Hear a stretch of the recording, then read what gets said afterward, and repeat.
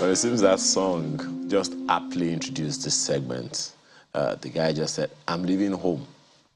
I think he went to South Africa in that video, because that music is definitely from that part. So talking tourism further to our partnership to champion and wake up the tourism ecosystem in Nigeria, tourism and culture.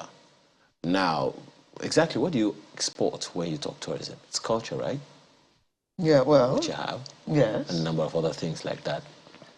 All kinds of other things that we were saying before you introduced the segment. Mm-hmm. What we wear, what we eat, how we behave, how we dance, it's all part of it. And it seems the world has become smaller now with the internet and everything like it. This has made it very small. You just have to show off your phone. This has made it very small. But let's have a conversation this morning around tourism and the forthcoming UNWTO conference for November 14 and 16 of this year. Elsia Grandcourt joins us this morning. She's Director, Africa Region for UNWTO. Thanks for joining us today. Thank you, sir. As well as Kojo Betun-Williams, Communications Director for UNWTO. Thank you for joining us. Thank you, sir. Well, the T-shirt he's wearing says, "If lost, return to Botswana." Please return him to the Nigerian embassy in Botswana. If lost, the T-shirt or the man wearing the T-shirt? Perhaps, maybe. Let's begin with you, Elsia. So, first of all, perhaps a good place to start would be an understanding of what tourism is for many. You know, because when you hear tourism, Kojo might be able to confirm that most people don't even understand. I mean, in parts of Africa, a sizable number don't understand the concept of tourism. There are those who don't even want to go and leave. They enjoy working. How can I just go and make some money and then go waste it somewhere when I can just keep the money? So tell us, help people understand the concept of tourism so that we can be able to milk the potential and the resources therefrom. Yeah, thank you so much for having us on this show. First of all, allow me to say that the World Tourism Organization, with a specialized agency of the United Nations, and our business is to promote a sustainable tourism that anchors on the three pillars of sustainability.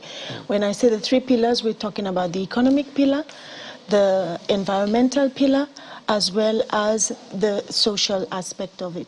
And we need to ensure that the sector is developed sustainably so that everybody benefits from it. So that when we talk about the trickle-down effect, to go down to the communities, and as you rightly said, when people travel, what are you looking for? You are looking for the experience. You are looking forward to understand the dynamics on the ground.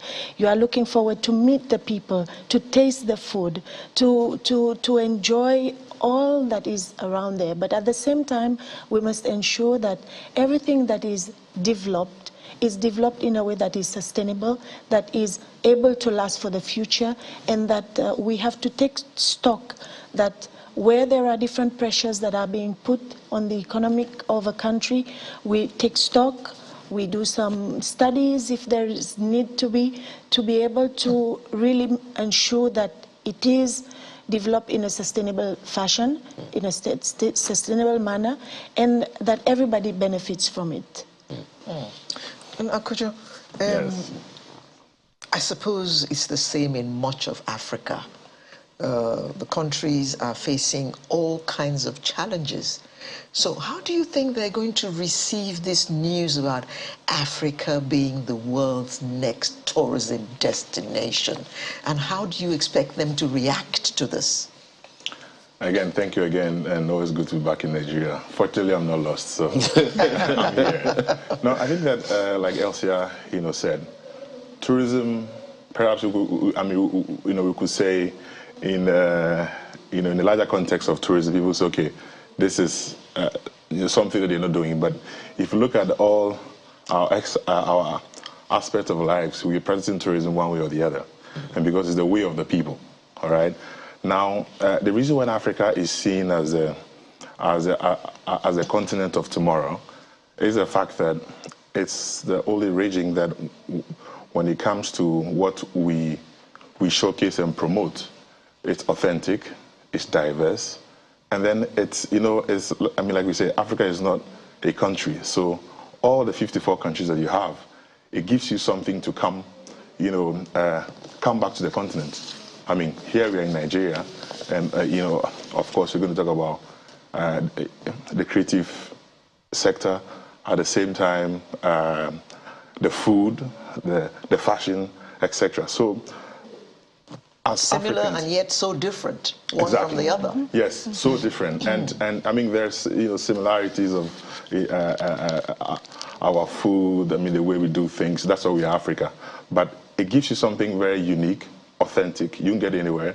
That's why we believe that it's a continent that, when we take tourism as a sector, as a leading sector, it has the potential to help grow our economies, because we do often say that it's only tourism that the ordinary person on the street, in the village, can see what we call the forex or the foreign dollar, because often they're not, it's said in the news that, okay, we got this amount, but they're able to experience that. So Africa is buoyed to see what you call it, like I want to put in the word, tourism growth, and the fact that we have things that are unique and diverse. Let me ask you, Elsia, we'll come to the conference, we'll certainly, but the potential, speak to us about the potential of Africa's tourism. Because, I mean, you've talked about, a number of things before about this, and could you also just mention some, but speak to us about the tourism potential that Africa has in terms of economic benefits, in terms of potential for job creation, in terms of waking up the sleepy tourism sites in various parts of Africa. When you talk about the potential of tourism, we have everything there on the continent in Africa for that.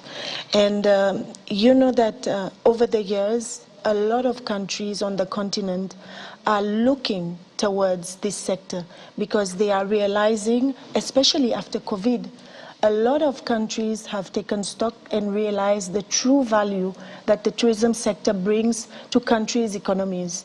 Because when travel literally stopped, we saw that businesses that didn't associate themselves directly to tourism also was halted, was affected. And the reflection was being done, because oftentimes we don't link the activities that we do to the core of tourism business. But we say that tourism is a transversal sector. We see ourselves in everything. We have the 17 SDGs. We have 3 primary SDGs where we are explicitly mentioned.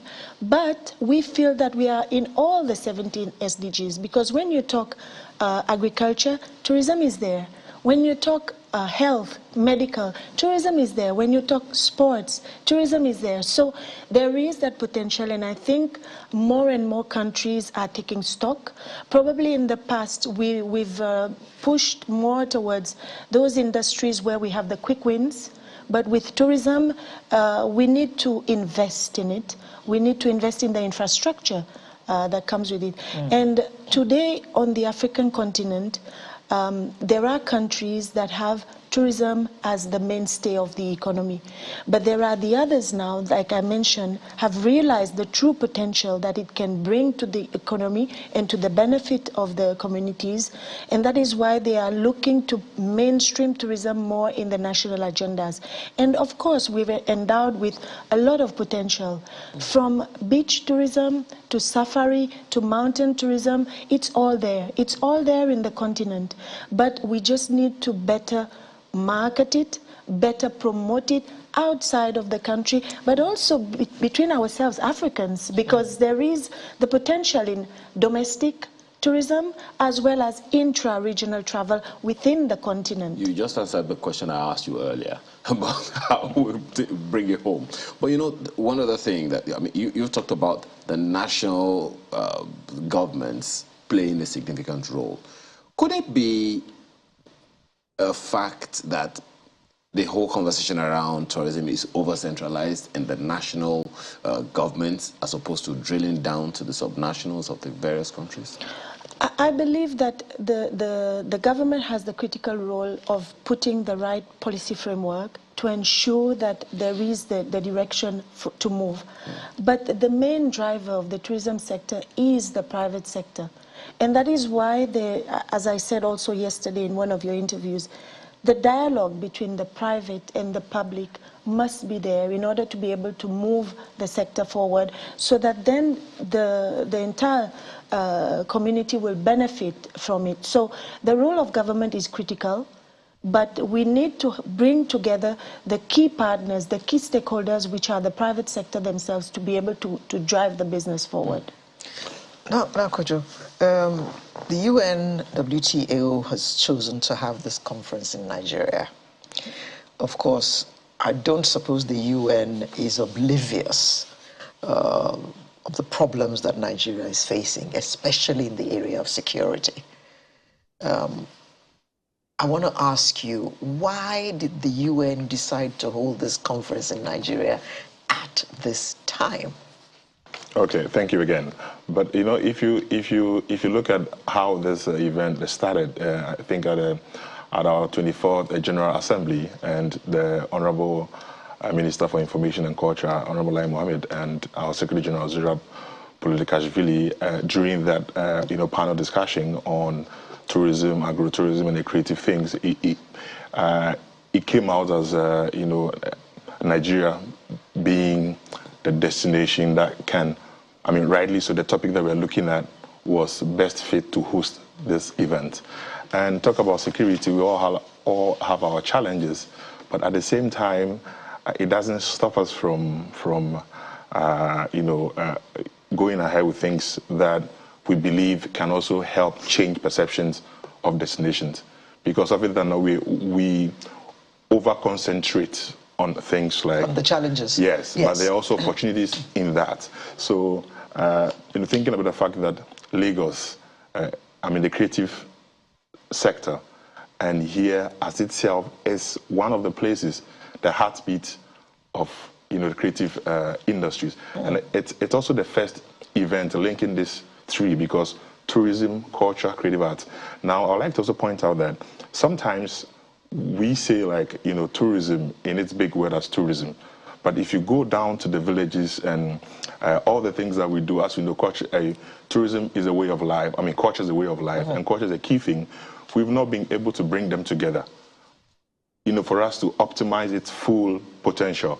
So the people in Abeokuta doing Adere and all of that, imagine the value of you coming there, and by the time I leave here, perhaps again, I'm not lost, but I'm able to have something that shows that you are, not just a souvenir, but them understanding that people are coming. And so when we are able to help them understand the value of a traveler, or even within our own, regions, it helps them to not just scale up their work, but appreciate,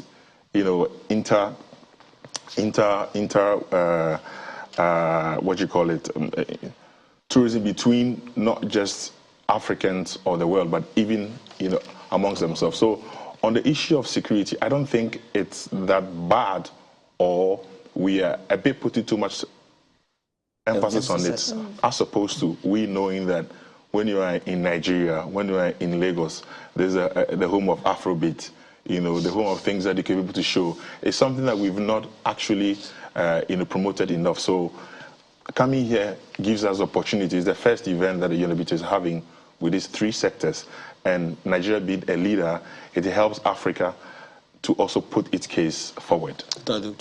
Quickly, mention those three sectors. Yes. You said this tourism is about three sectors. Music, right? Tourism, culture. Tourism, Yes. culture, and creativity. Yes. Tourism, culture, and creativity. Yes. We have Nollywood.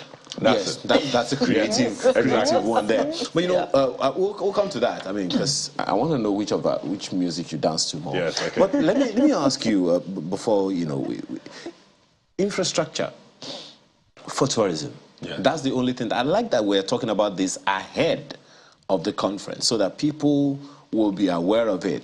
What are the things that need to be done now, so that after the conference, the benefits are sustained.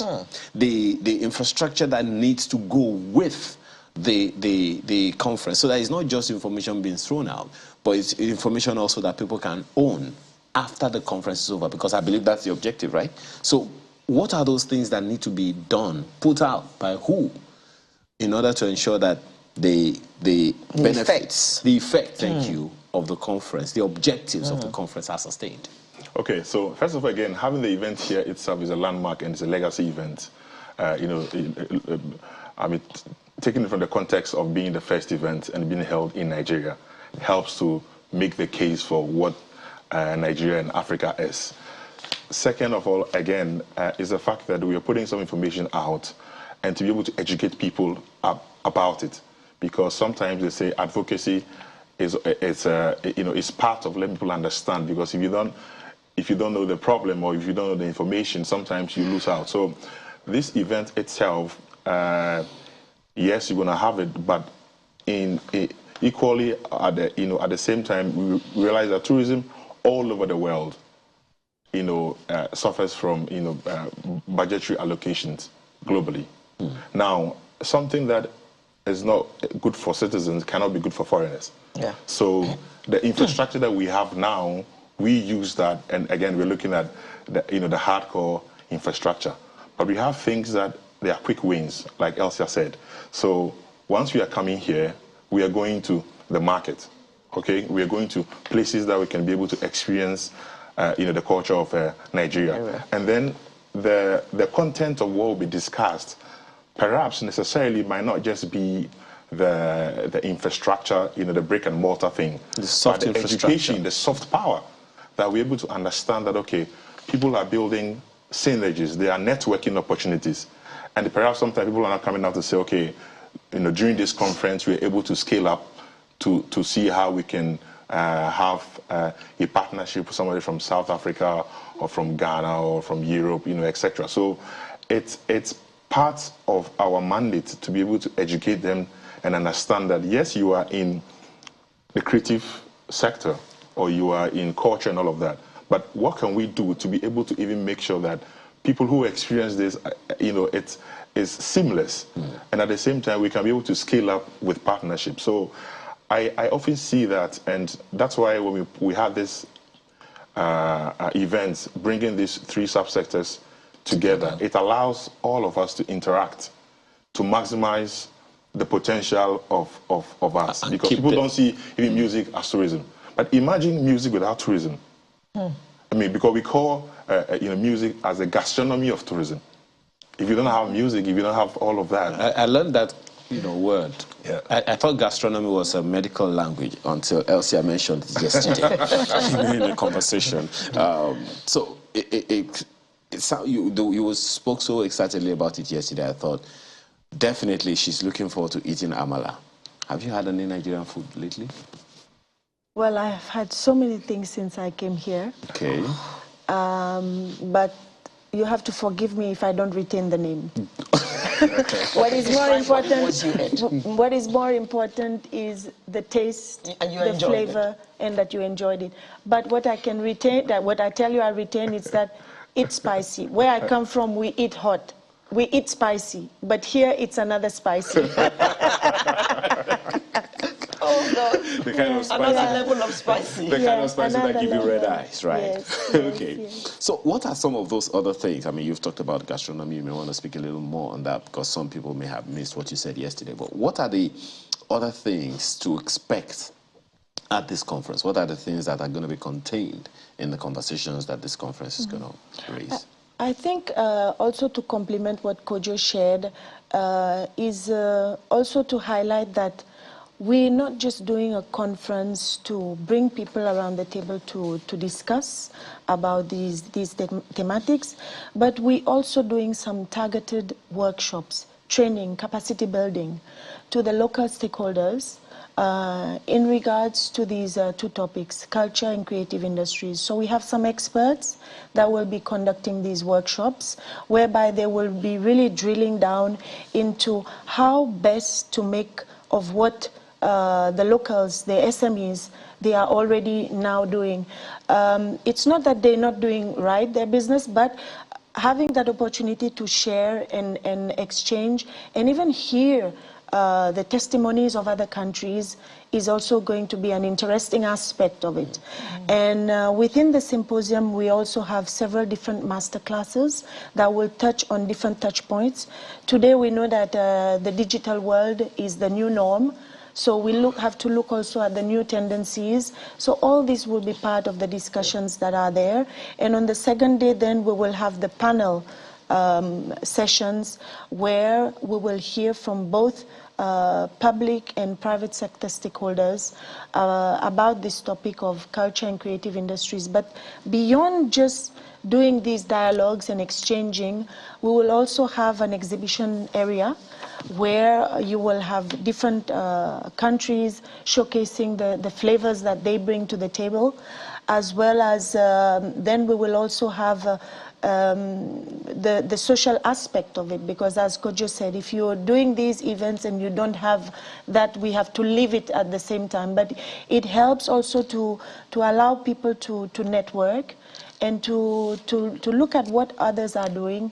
And as you mentioned earlier, the continent itself, we've got so much to offer that sometimes even ourselves, we are not too aware of what there is. So having this opportunity to have this chance to exchange with each other, it will also give the appropriate framework. Especially, I mean, when you have something and it's so commonplace, you don't even know it's anything significant.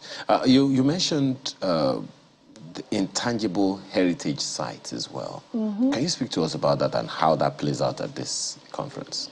Well, since one of the topic is relating to culture, you know, we have the cultural heritage, the sites, but also we talk about the intangible heritage. When we talk about couscous, for example, which is part of the gastronomy, it's only recently UNESCO inscribed this as an intangible heritage that is mostly common in the cuisine of North Africa, for example.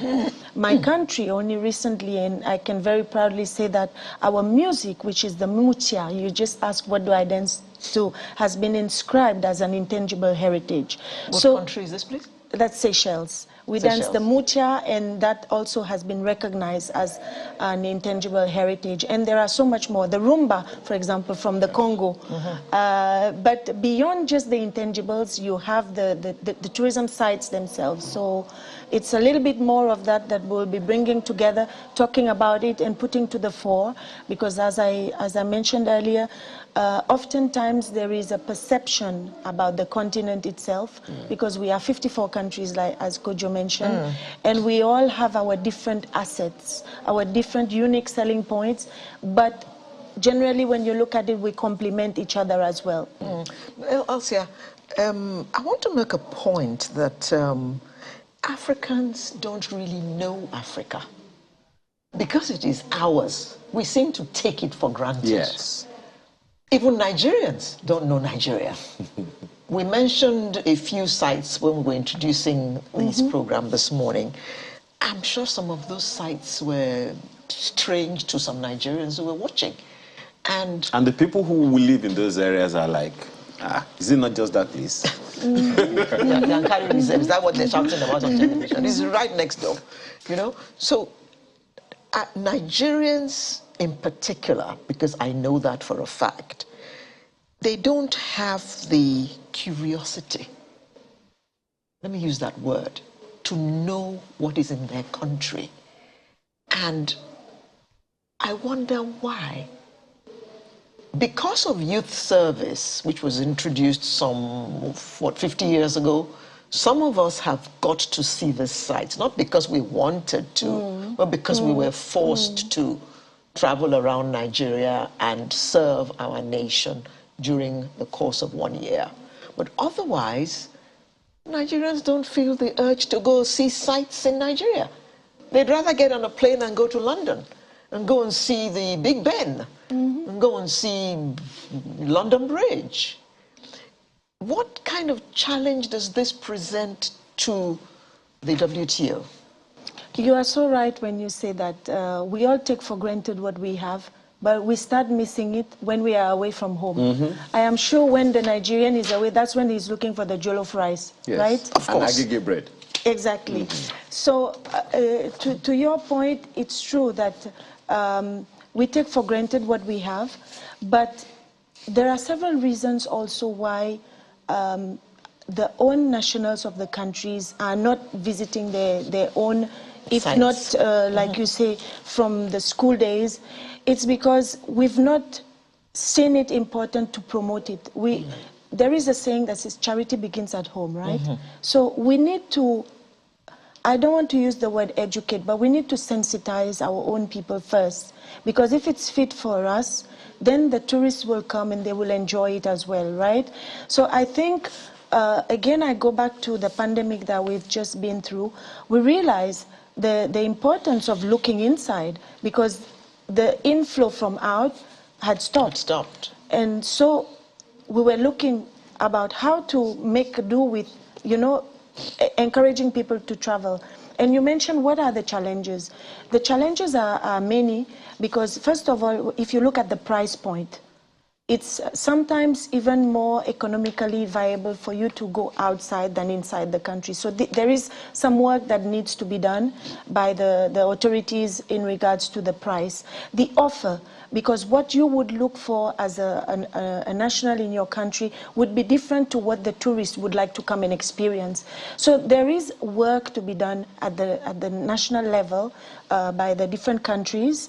But I think more and more the different stakeholders that are there, they're realizing the importance, because people would be willing to spend on a long weekend to just go outside of the city and relax with the family and then come back.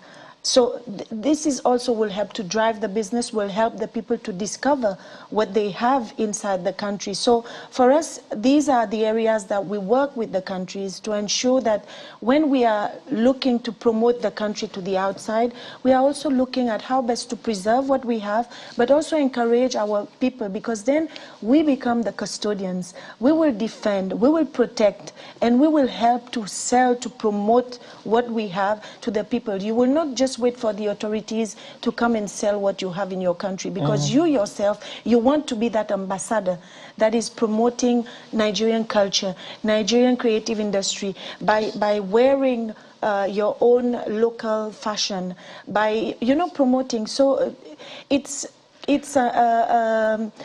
I would say something that we have to feel that it's our business. Tourism is everybody's business, and it's a people's industry. It's if we don't take it on ourselves to see the value of putting forward our own, then these are the different areas that we should look at. And I think to the point that even recently, our Secretary General on a visit was saying that it's important for us to ensure that tourism itself should be already be taught in the schools, so that we create the awareness from very early and then onwards into the industry, because it is everybody's business at the end of the day.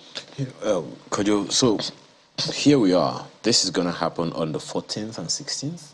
Yes, 14th through to 16th. 14th to 16th, so it's a 3-day event. Yes. And it's happening at the National Theatre. National Arts Theatre in Itomo. Are there going to be breakout sessions? Yes, like Elsa mentioned. So on the first day, there will be a symposium, and concurrently you will have masterclass sessions. So one that looks at culture, because the general theme of that is to be able to chart a pathway that allows these three sectors to work, better to not just scale up, but for the growth of their respective countries. So there are sessions geared towards that. There'll be 2 sessions happening on Monday, on the 14th, and then there'll be symposium. At the same time, the Minister and the Secretary General will have opportunity to engage with young ones, as education is being a core part of what UNWTO is doing. So this is how the first day is going to pan out. And then the second day, we have the opening ceremony, and then we'll have the panel discussion where we'll have experts take us through how even sometimes things like intellectual property, which is part of the creative ecosystem, but sometimes people don't understand how it is. So we bring in experts for them to help us unpack the value and what we are trying to put across, even sometimes how to be able to put up your service out there. So this is what will happen. Then we have the social event with the time with Nollywood, as well on the last day. So you can't come to Nigeria and not experience this fascinating and intriguing, because there's always a curiosity element of Africa, pretty much so in Nigeria, about not just the music, but the way of life. Okay, music and movies. That's pretty much, well, and comedy, because it would seem like the creative industry, has gotten larger over the past few years with comedy in it. How significant is that for this conference? I understand it's the third leg of the entire conference, right? How significant is the creative industry in Nigeria in particular for this conference? I think, as Kojo mentioned earlier, tourism itself is a sector that leads to the creation of jobs. And from what I understand, for Nigeria, the creative industry is the second largest that is contributing to the economy. So it is a very important sector for the country itself, but also for the continent, and I think we can also say internationally and globally, because it has been in 2021 declared that the focus now will be on the creative industries, also in order to help to recover from the pandemic. And I believe that creative industries has a specific role to play, and it will definitely help to propel the tourism sector, because as we were saying, in tourism we are in all the different facets: culture, creative, agriculture, medical, etc. So I think also coming here at this point is very timely. And as he also mentioned, being in Lagos, where we know this is where there is the pulse, the buzz, Nollywood, etc. It's very fitting for us to be here for this event and discuss this topic. So what are there other things that we haven't asked you that you want to mention on this? Because I know that, of course, naturally there is an agenda. How many countries, for instance, are featuring in this conference? Okay, when we put out the invitation, it was not just to our own African members, but globally, since it is a global event. So we've put the invitation out to the world, if you want to put it this way. And to date, as we closed our registration, we were hitting already 500 delegates who had already registered, but that's including the local. So we would expect maybe around 20-odd countries that will participate and attend, and some ministers also from the region and other high-level delegates representing their countries. But also we've worked with the embassies that are based also in Nigeria, representing the countries, in order to be able to show these different facets of the three industries: tourism, culture, and creative industries at the event. So it will be a very eventful event. Full of activities, and Are these other 20 countries bringing their food? That's what we also worked on, to be able to see the different facets, the different flavors and facets, not just food, but also the music. Dance. Exactly. So So we're in the gonna be having- social activities around the event, we will have the opportunity for We're them going to to be having some showcase musha, them. right? I'm Not not yet. too sure You're not about very mucha sure. Okay. yet, but we will definitely be having some rumba. Okay. So I'm just trying to imagine, Kojo, fusing mucha with rumba and Afrobeat. Don't even answer that question. We have to thank you very much for being a part of our conversation this morning. And we look forward to it. So for those who are not registered yet, how do they register? Or is it too late? Well, normally we have to cut off at one place because we Okay. have to work with some numbers, and of course there will be some controls in order to Okay. be able to manage the group of people that So we are it's not working just with. for everybody to just come.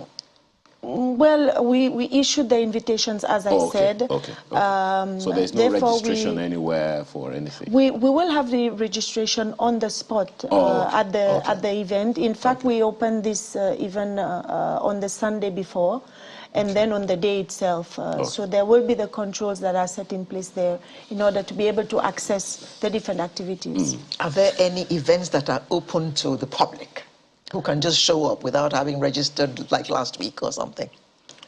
I think, like Elsa said, obviously, if you want to be open to, I mean, the public are also, it ought to be some numbers that you're dealing with. Yes, but I think what I can say with delegates coming to Nigeria, they would have the chance to experience it itself. I mean, personally, from today, I'll be going to the shrine to immerse and understand what fella means, really in its hardcore sense. So there's a lot that people will take, and let me use the opportunity to also thank Channels as a partner to UNWTO, and you've been very supportive of our event. And It's not like we have a choice. Yeah. to do it. Okay, but Elsa, have you had suya?